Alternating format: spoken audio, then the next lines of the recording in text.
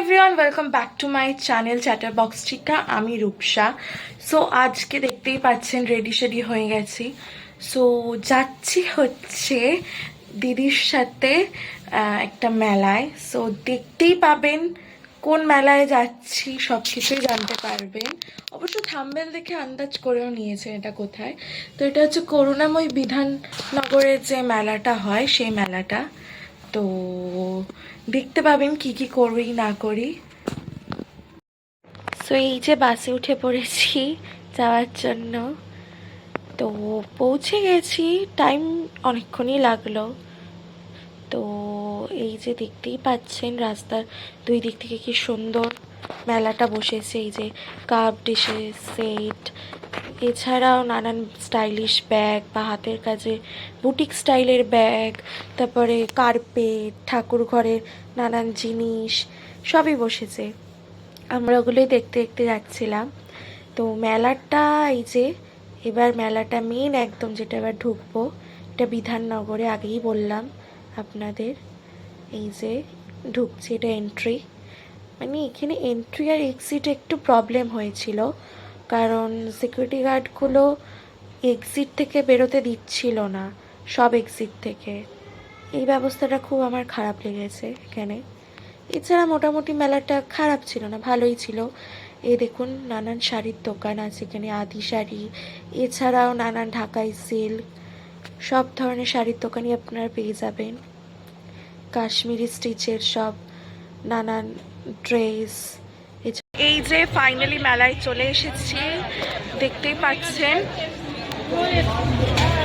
এই যে আমার সাথে দিদি। হ্যালো,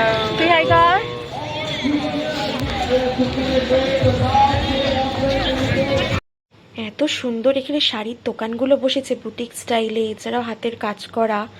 আমার মন ওই শাড়ির ওখানে কেড়ে নিয়েছে, এত সুন্দর। এছাড়াও নানান কানের দুলের দোকান, কাশ্মীরি ড্রাই ফ্রুটসের দোকান, প্রচুর সুন্দর সুন্দর এত স্টল বসেছে যে আর বেরোতে ইচ্ছা করছিল না মেলা থেকে। তো এই যে ওইদিকে দেখুন অনুষ্ঠান হচ্ছে। মেলা দারুণ ঘুরছি।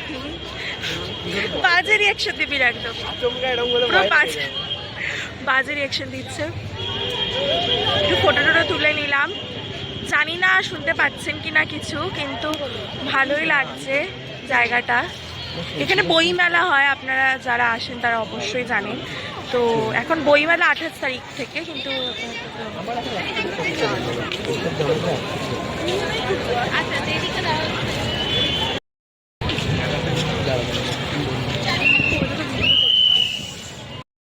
আগেই বলছিলাম সুন্দর কানের দুলের দোকান। এই দেখুন এই স্টলটা থেকে আমি আগেও কিনেছি কানের দুল। আমি আর ওই যে মালিক স্টলটার, তাকে দেখে আমার মনে পড়লো এত সুন্দর ইয়াররিংসের কালেকশন।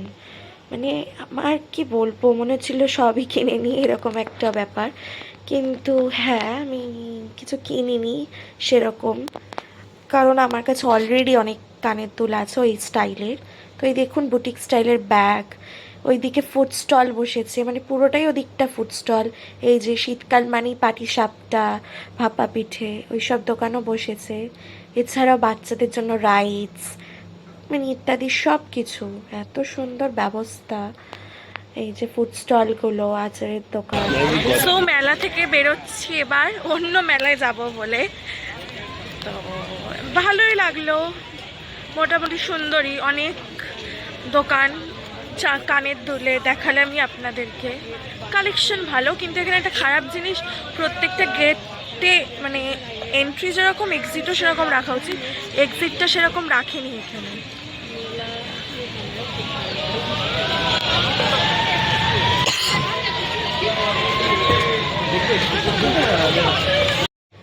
সো এরপরই অন্য মেলায় চলে গেছি, কিন্তু ওখানে ভ্লগিং অ্যালাউ ছিল না, তাই ভ্লগিংটা করতে পারিনি, কিন্তু খুবই ভালো ছিল।